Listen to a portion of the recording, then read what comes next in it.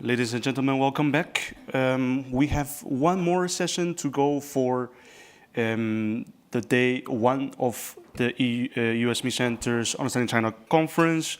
A lot has been talked about greenfield investments, has been repeatedly mentioned since early this morning when we started the conference. Finally, now we zoom into the topic. We're going to invite, to start with, Mr. Massimo Bagnasco back on the stage to put your head of the European Chamber back to share from the Chamber's perspectives on the latest developments in the green sectors in China, followed by field experts, Ms. Wanyuan from Carbon Brief.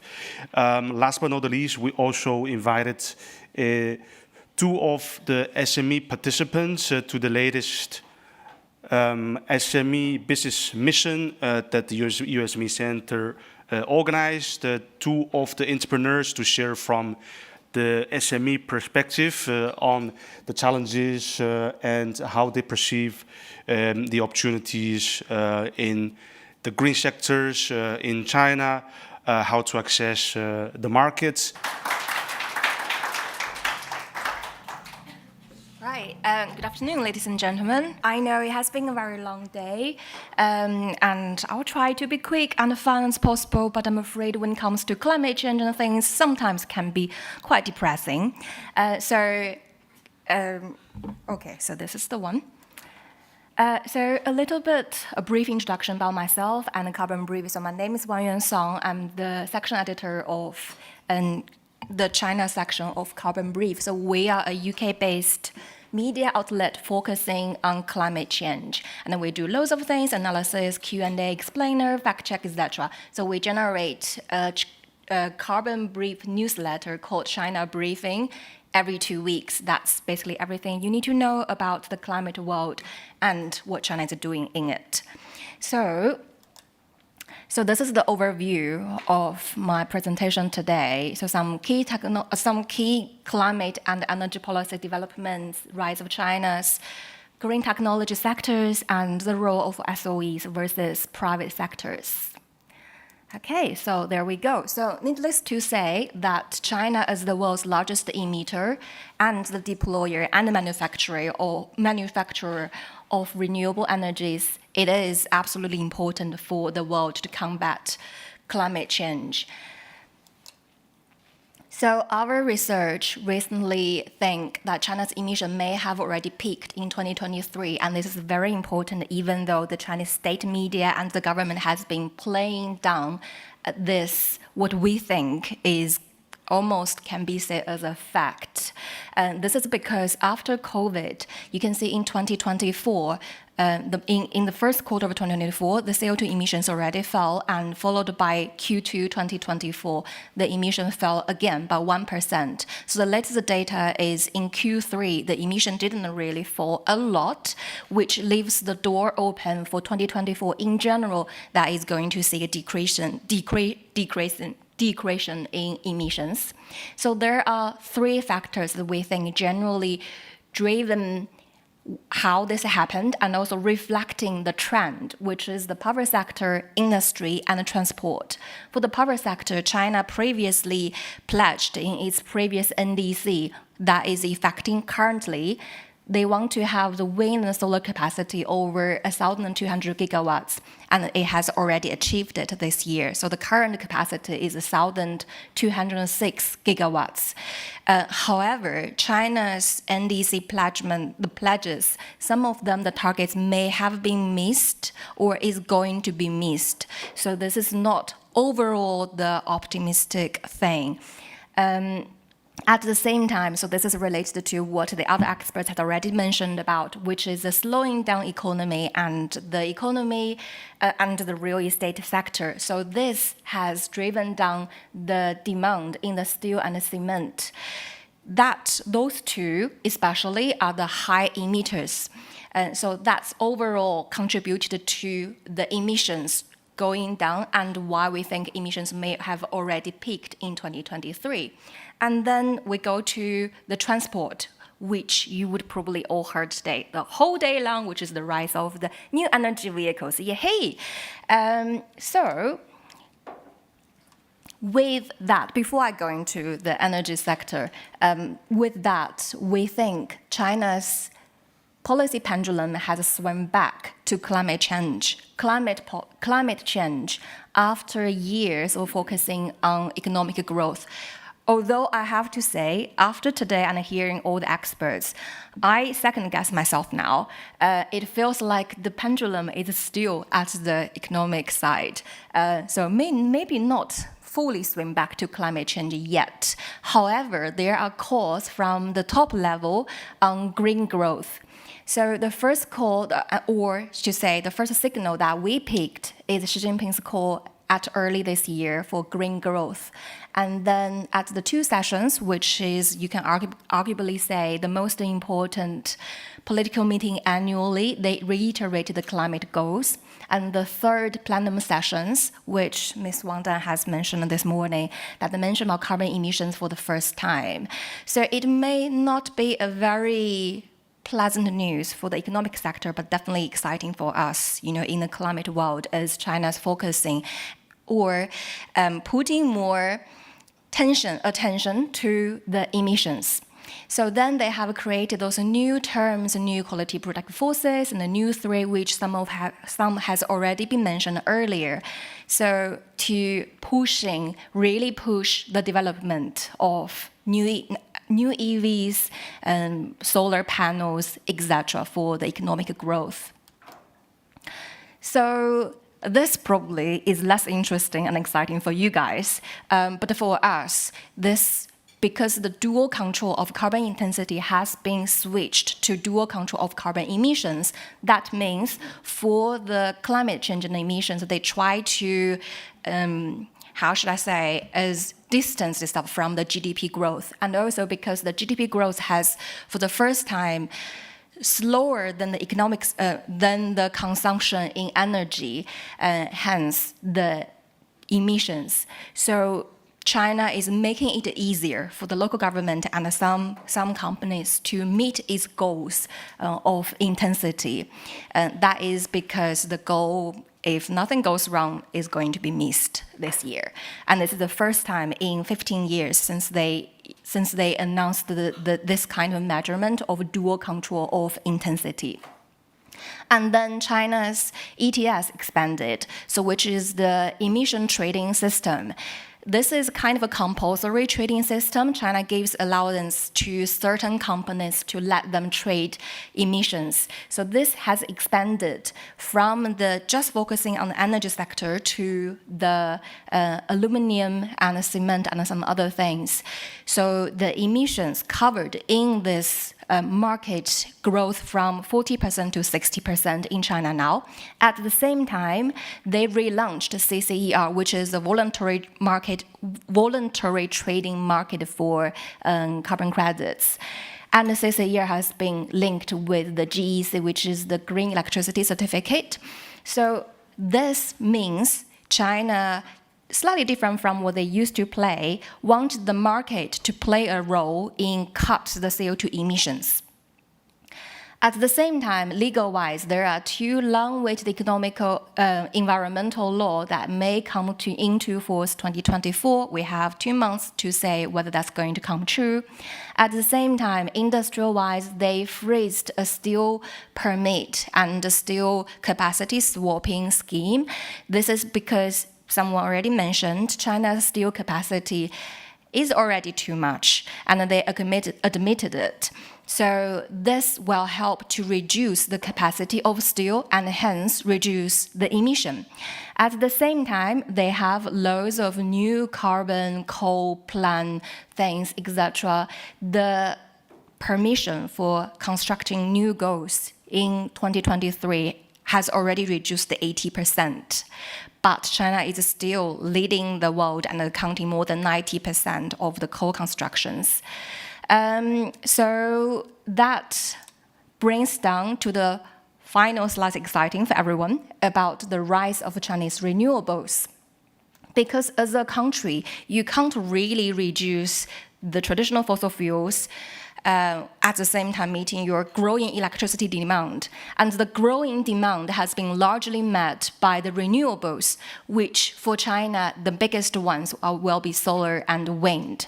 Those are the new ones. So those are the numbers there that I won't repeat, that you can have a detailed look later on.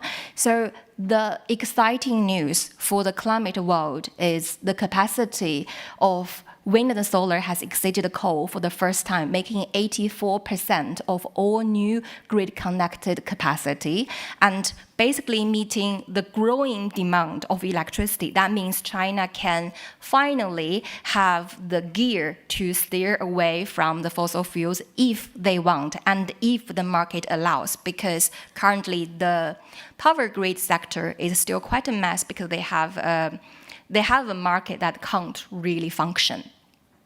At the same time, the hydropower rose. That is important because in the previous 2 years, China has had severe droughts, driving down the energy generated from water.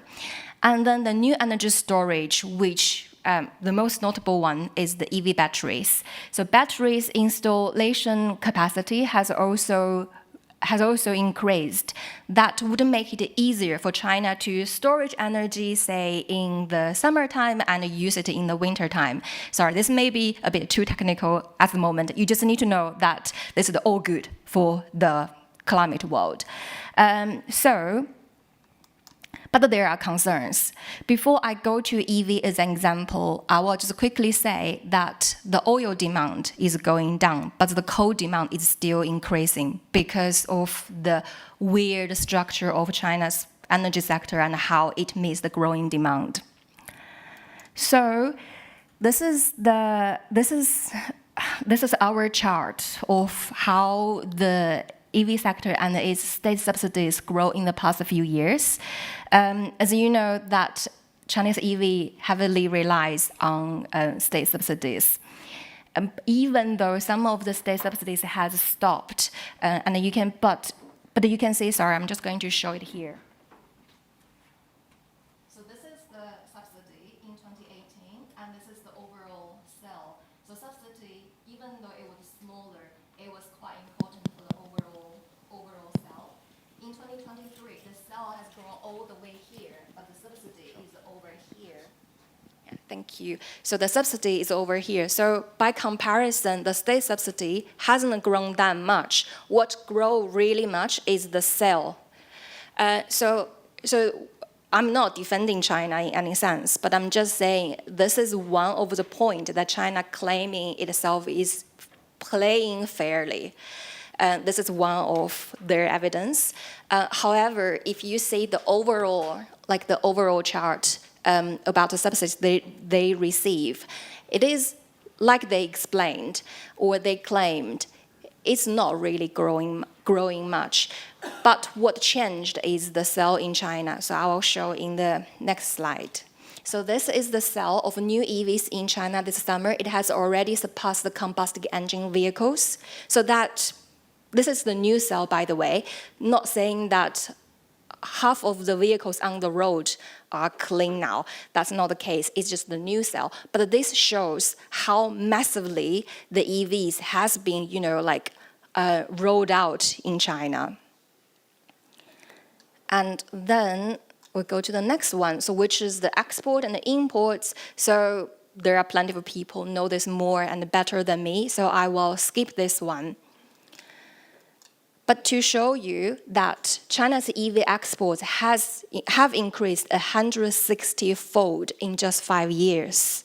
This is shocking, and the only dip is during COVID, and this interestingly coincided with what Ms. Wang Dan said this morning about Shanghai lockdown. This is the only time Chinese EV factors didn't export that much. But what we found that the export destinations, when it comes to, so EU EU was the biggest market and probably is still going to be the biggest market if you count about the overall block, but it's decreasing. This is the EU, it is decreasing. And I'm finding that the US is actually a very small destination for Chinese EVs, but it is imposing 100% tariffs, very severe, but this is more like a geopolitical concerns behind it.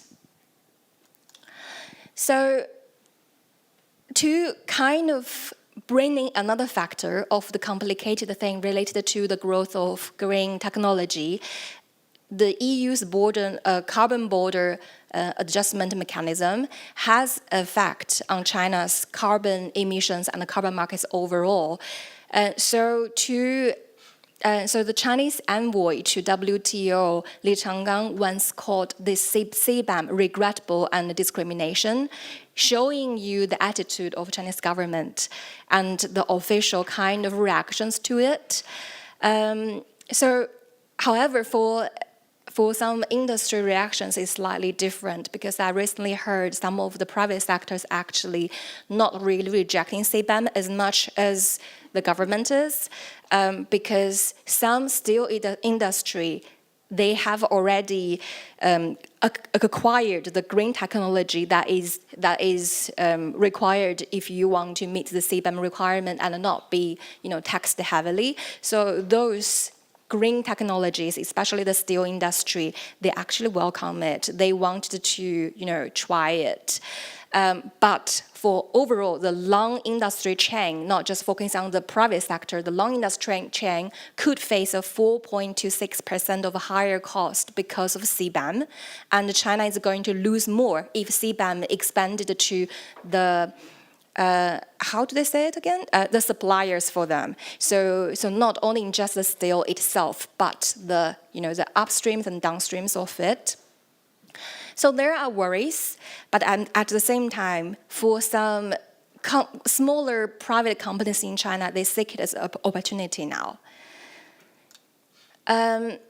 So this, again, is about China's carbon market, which I have touched before, so I won't really go to too much details of it. This is my last slide, so I will wrap up very quickly. So the difference between SOEs and SMEs in China in the industries that we would focusing on and we would look into is actually quite a lot, because 95% of China's coal power market is state-owning, not surprising. And so this is the chart. This is the chart of what China calls five big and small, big five and small four. So as you can see that they basically has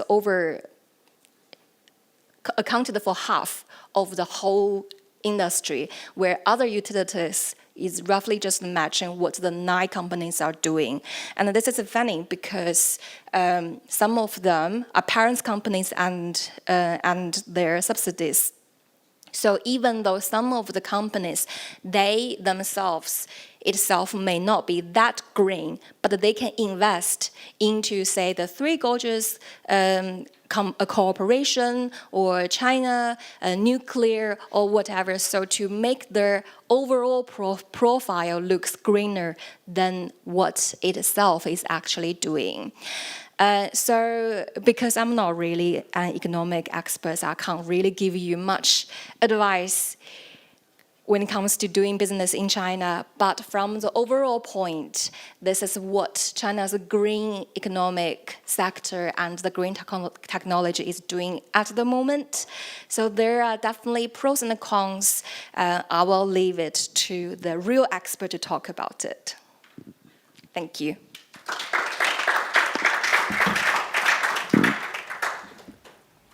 Good afternoon again. Here I am, and I will make my best to make it interesting and short and effective, because it was a really long and intense day.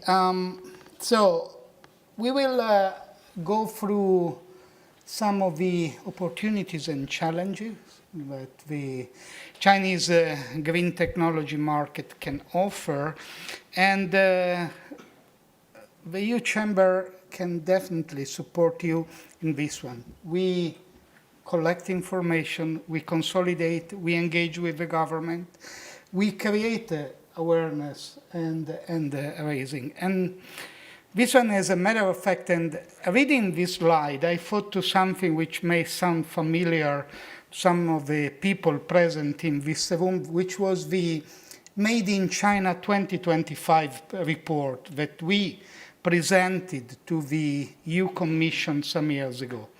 At that time, no one was aware of what was going on and what that national strategy was bringing also to Europe. But the Chamber, thanks especially to its presence on the field in China, around all the different, reality that we have in this country, was able to carry it on. So today, we talk about green technology. We published a paper on decarbonization in 2021, which was a paper which was already analyzing the opportunity, but also the challenges. And this is something we develop also along the year in our position paper, according to the different sectorial working group: energy, carbon market, environment, construction, logistic, maritime, and so on.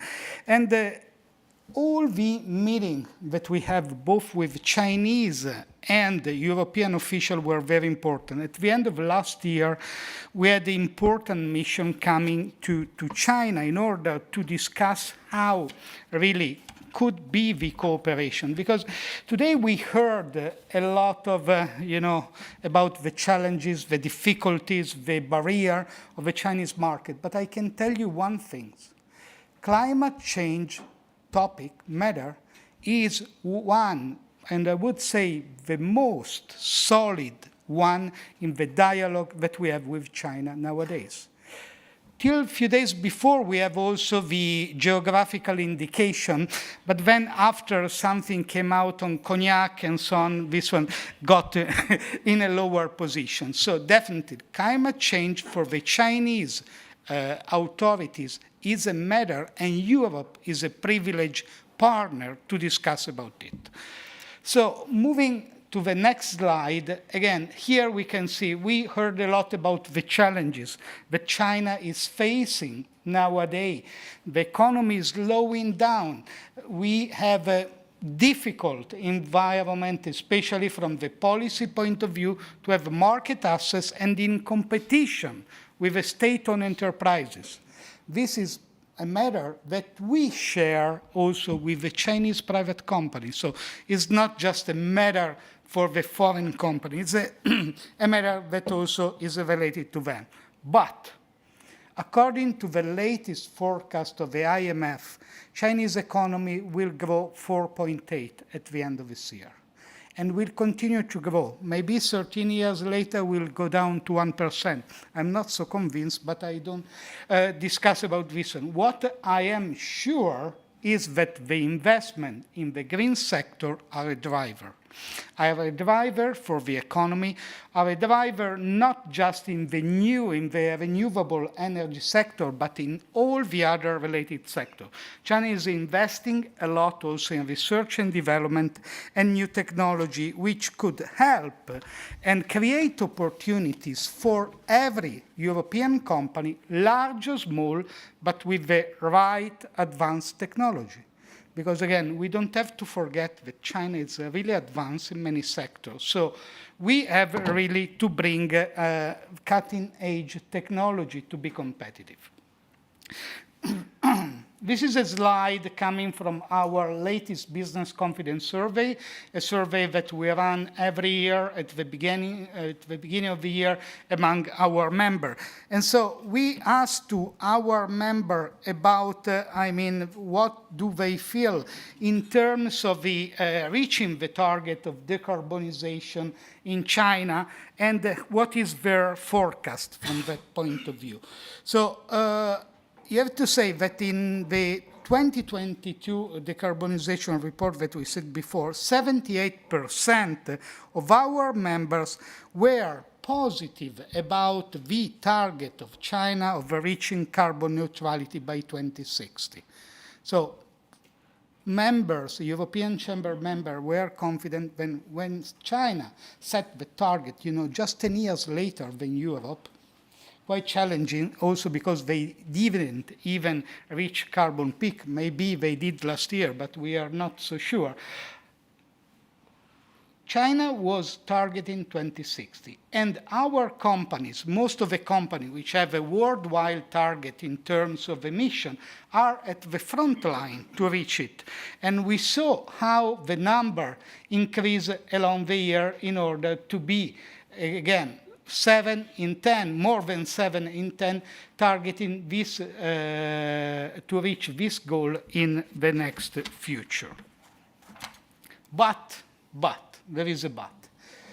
The but is related especially to some, let's say, blocks, some negative impact that they had along this process. So we saw that in the last year, we had a decrease of around 5% in terms of reaching the target by 2030. So some companies consider to postpone a little bit anyway within 2050 the target of reach carbon neutrality. This is related, of course, to the impact of COVID, to the impact also of the geopolitical tension that we have nowadays, and also the overall situation that we are facing in China. But so what our companies need from the government in order to speed up in this process and to be able to reach the carbon neutrality and creating also new opportunity for them and for China. In 2021, Chinese government released the so-called 1+N policy framework, which is a kind of a guideline, a kind of framework policy about the way, the path towards carbon neutrality. Anyhow, later on, this framework was developed and implemented by several ministries, but our members feel that there are still some areas which are not properly defined, not properly detailed, and so this one is one of the main challenges that they found when they want to go ahead in their process for decarbonization. The other common matter for many situations that we have is the lack of coordination between the national level and the local level. Many times happen that we have a policy coming from the central level, but then the implementation at provincial level and municipality level is different and is slowing down in the result. Nevertheless, also one of the main matter is about the understanding, the clear understanding of the policy, as well as this one create also let's say, not full confidence in the companies in the investment, further investment that they may do in order to faster reach carbon neutrality. The maritime sector is one good example, because we have, when a ship for this kind of activity has an average of a lifespan of 25, 30 years, so we are talking about medium, long term. And so the policy are quite overreaching, quite high in terms of a requirement, but on the other side, there are still a lack of understanding, of clarity, of many of the implementation. So this one creates a kind of, consciousness from the investor point of view of really heavily invest in new technology, new development, rather than just move at baby step in order to reach the minimum which is required step by step. So this is what we ask from our members, especially when we say that we want clarity. Clarity is helpful to increase investment. Clarity is, the basic condition when you want to have more opportunity to move ahead in order to be clear about the pros and cons for each one of your activity. Then another of the big challenge is about the access to green electricity.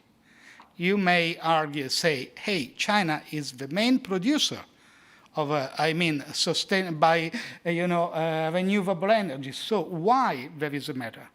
Then the matter is not about the quantity of the production, but about the delivery. We heard before about hydropower, about photovoltaic, about windmill. Mainly, they are located in the western part of China. China made also huge investment in the so-called super high voltage system, so to transfer the energy, the electricity, from the west to the east coast to the south coast, so the more developed area where there is more demand. But anyway, it's a matter which is faced many times so for the infrastructure, so how to move energy, how to storage energy, which have a peak along maybe the some part of the day and have a lower part. China is investing a lot, especially on the storage, so on batteries for this one. And again, here we have also great opportunities from our side. But anyway, it's nowadays still a matter that many of our members realize in order to have the opportunity to reach carbon neutrality. Please always remember when we talk about challenges, we talk about matter, then those are all opportunity that we may have in China. Fill the gap, fill the empty part, fill the part where they don't have yet a solution is where the European companies can find opportunity. Where everything is smooth, it's already done, it's easy, it's complicated to get into the market and it's not so also effective. Going ahead, then one of the other issue and challenge was related to the development and adoption of green technology in China. So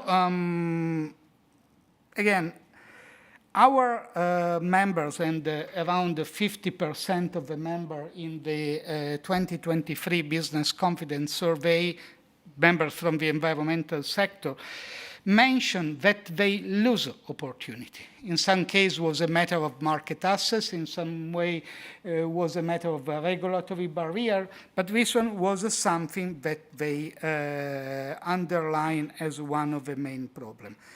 So this point is something, again, we can face because we face a situation of, let's say, chicken and egg, because in some cases, the demand was not enough, and so there was not the opportunity to have a proper industrial, setup which was able to have, with a reasonable demand, to reduce the cost, and at the end of the day, to produce in a proper scale.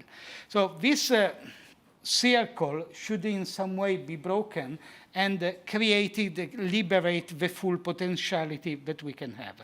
Hydrogen is definitely a case, and it's something that anyway is moving ahead in China. Still, we have always to remember one of the peculiarities of China, which is the speed, which is still so different with Europe. Things happen at a very high speed, and especially when from the central government there are policies to push in one direction or another, we have a lot of big players jumping in and taking that opportunity. So again, as a strategy, as approach, we have always to filter the opportunity looking at the challenges that the market has nowadays. So the support for the SME is one of the other critical matter that we had to face. China is a market of big scale. China is a market where, of course, due to its political structure, the state-owned company play a more important role. So definitely the SME, again, foreign, but also Chinese, are not among the players which are more, let's say, interesting. We recently had in the last Party Congress also words related to the support for private company, small-sized company, especially in some specific area in research and development. But again, as a matter of fact, SME are facing challenges, especially related to the relevant industry standard, carbon accounting capacity, and policy support. Policy support, again, it's changing, but comparing to what the state-owned enterprise can enjoy is still one of the challenge that we have to face. And this one is definitely related also to the topic of the finance that we can get. This morning, you heard, sorry, about the support which can be given to the small medium enterprise. I also brought you an input which I got from the field, from China, where again some smaller bank can be more flexible, maybe, rather than the big bank which basically at the end of the day don't care to have maybe a small player which can create trouble and so on. But again, we can see that there could be support, but it's not easy. It's definitely not easy. We have also bright side. I mentioned you before, climate change is a core point of cooperation. We saw in the cooperation ongoing, for example, in the emission trading system. We had, along the visit of the Commissioner for Environment at the end of last year, an extension of the MOU on circular economy for another 5 years with a specific engagement on plastic and batteries, which are the two key points together with packaging. Packaging, you know, in China, everything's moving by delivery. So you have an incredible, really incredible amount of packaging which are a waste which should be absorbed. Same for the product on the e-commerce, same also for the food. Food delivery is an incredible market, but create also a lot of waste. And everything's, again, it's under a multilateral discussion which is going on and which is solid. Again, we heard a lot about trouble, about geopolitical tension, but I can tell you this solid cooperation on the green development, climate change is one of the main areas that we have ongoing. And more sub-sector specific dialogue, for example, on green construction. We heard about the crisis of the real estate. We heard that maybe building can't last for over 25 years. I don't think so. Personally, I'm an architect. They can last longer. Then if they want to demolish and rebuild, it's another story. But they can definitely last longer, also because you have a property rights for the real estate residential building, which is of 70 years of a concession. So it's another sector, the construction sector, energy efficiency, and so on. So all the, let's say, sub-area which can be interesting for the development in China are potential opportunity for the European SME. So these are the 4 core points. Again, I do believe the European companies already in China in this sector are very active. Our carbon neutrality action is one of our most, let's say, engaging activity all around China. We had a delegation coming from Europe with around 20, correct, European companies last September. which visited Shanghai, Suzhou, Chengdu, so some of the most important area in China. And I can tell you, from the Chinese side, there was a great interest. There was a great interest to get in touch with this European counterpart, new technology, service sector.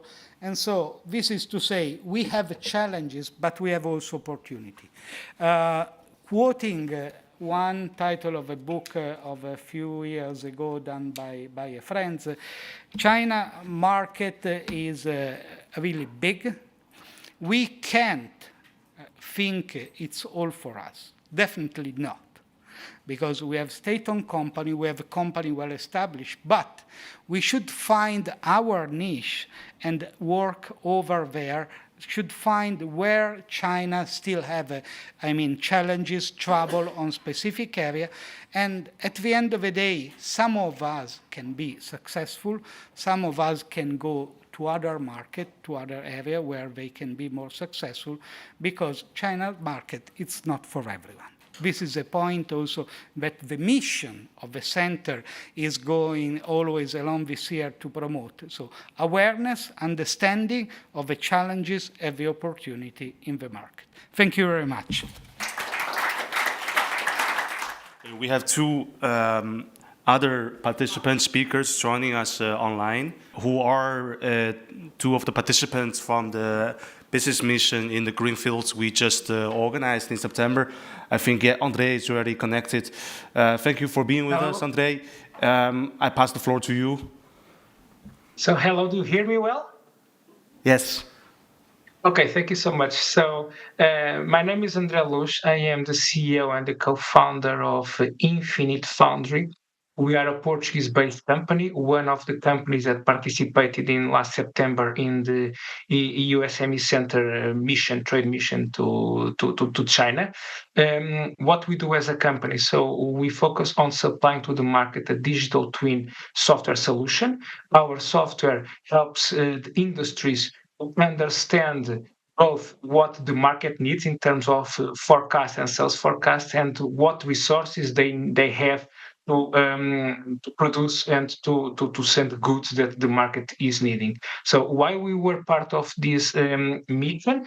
It's because our philosophy is that energy and waste, it's something that we can also reduce. So if there are lots of waste on the market, things that are produced without good quality, or things that are produced that the market does not want anymore, so there is a lot of effort on transforming raw materials into products that many times don't go to the consumers. So there is here huge need on the market to be really precise, to just manufacture what the market wants to buy with the right price and the right features. And that is precisely what our technology does. It allows the market to be much more clever in the way they produce and in the way they sell the products. So that has been our contribution. We think that energy, it's not just about looking at more renewable energy sources. It's also about how we can actually reduce the consumption and the waste that exists on the system. Just to give you an idea, we estimate that between 30 and 40% of the energy that industry consumes worldwide can be eliminated if we are just clever on the way that we manufacture and we deliver the products to the market. So why we were in China is exactly as it was mentioned on the previous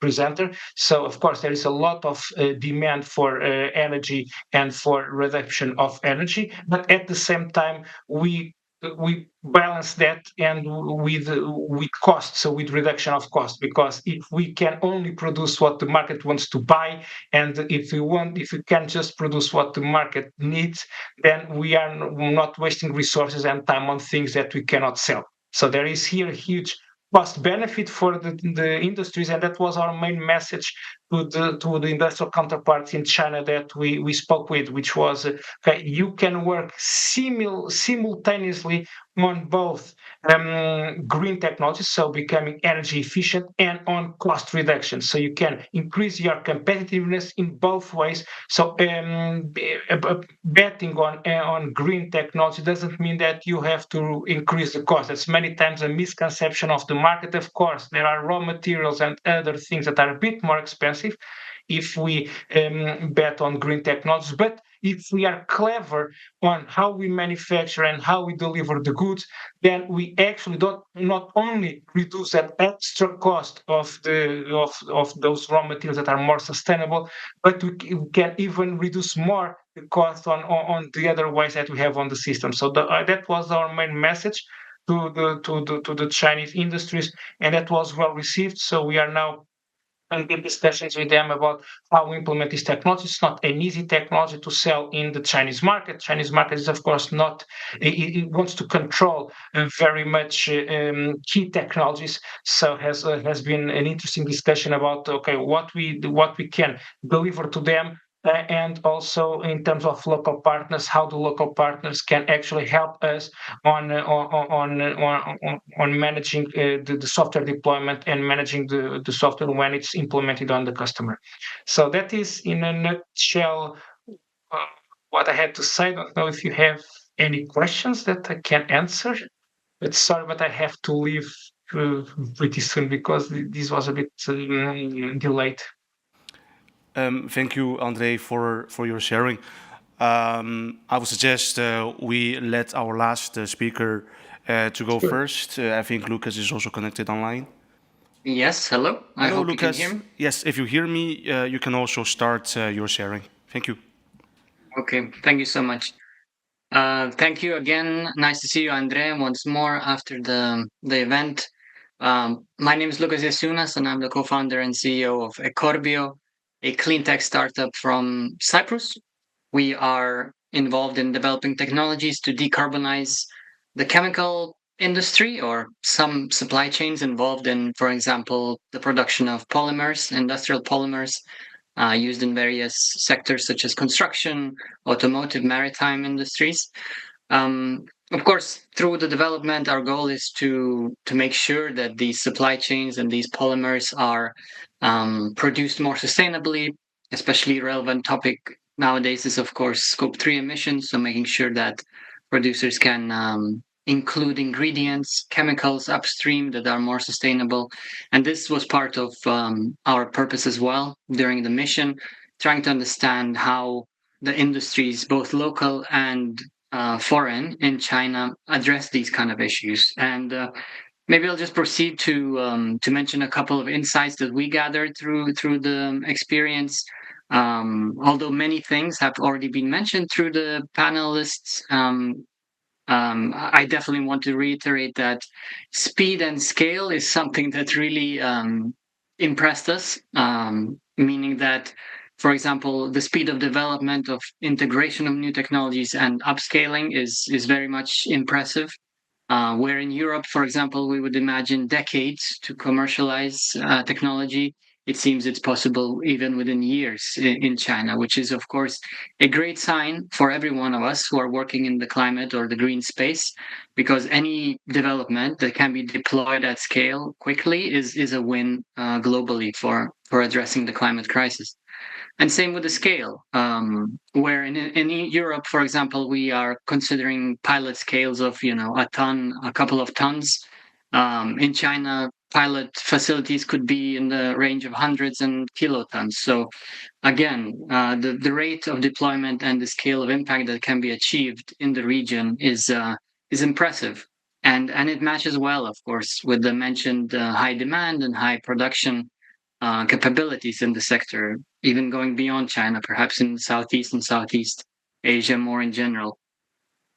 So besides the scale and the speed, which are of course great levers to have for the climate, different climate and green technologies, it was also interesting to see kind of initial developments of symbiotic development. So, for instance, integrating different industries and supply chains.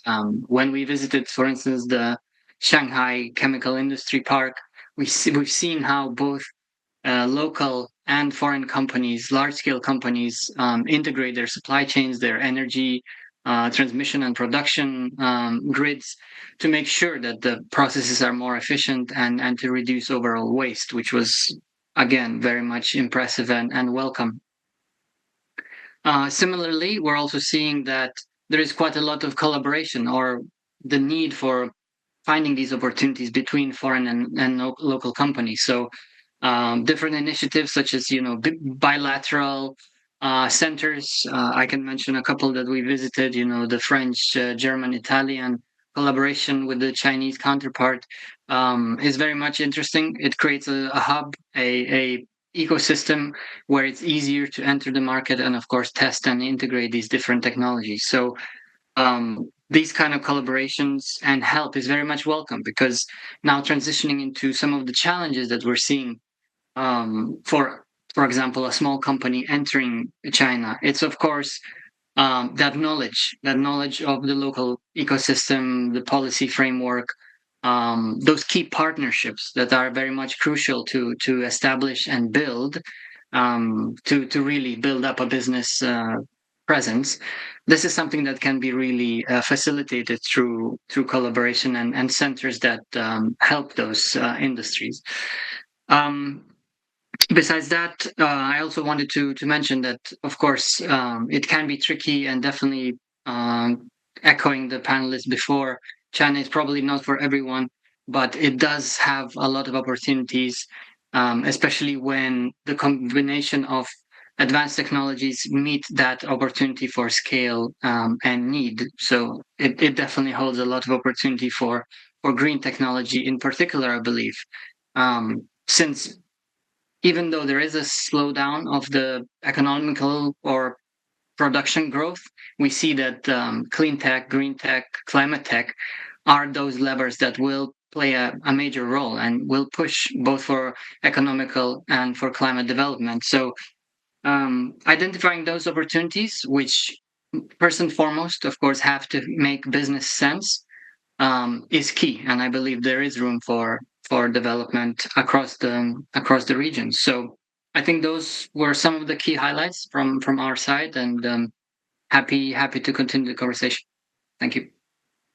Thank you all very much for attending today's session. We're not done yet. Today we have discussed a lot of topics already, but tomorrow we have more interesting insights from field experts to share. Thank you very much, and please enjoy the drinks at the networking reception. Thank you.